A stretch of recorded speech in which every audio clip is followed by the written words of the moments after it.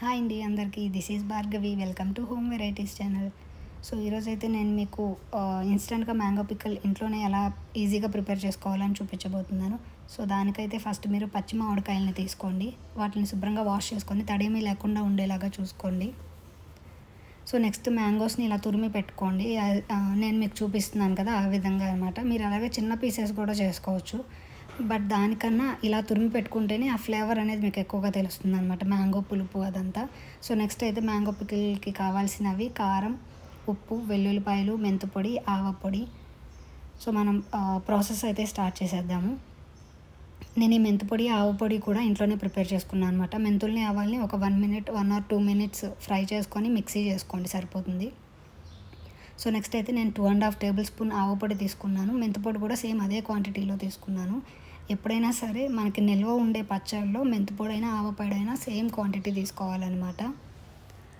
So ఇలా చూస్తున్నారు కదా ఈ విధంగా. నెక్స్ట్ అయితే చిల్లీ పౌడర్ ఇంత క్వాంటిటీ అని నేను చెప్పను, ఎందుకంటే ఒక్కొక్కళ్ళ ఇంట్లో ఒక్కొక్కలా తింటారు కదా. కొంతమంది కారం ఎక్కువ తింటారు, కొంతమంది తక్కువ తింటారు. So as per your taste మీరు కారపొడి తీసుకోండి. సో నెక్స్ట్ అయితే సరిపడా సాల్ట్ వేసుకోండి. సో అన్ని ఇంగ్రీడియంట్స్ ఇలా వేసేసుకున్నాక శుభ్రంగా కలుపుకోండి. సో నేను మీకు ఇక్కడ చూపిస్తున్న విధంగా ఈ పచ్చడి అయితే ఫ్రిడ్జ్లో పెట్టుకుంటే 1 or 2 months పక్కా ఉంటుంది. ఇంకా ఎక్కువ మంత్స్ కూడా ఉండొచ్చు. బట్ మీరు తీసుకునే మ్యాంగోస్ క్వాలిటీ అనేది బాగుండాలన్నమాట. సో చూపిస్తున్న విధంగా కలుపుకున్నాక ఆయిల్ కూడా యాడ్ చేసుకోండి. దీంట్లో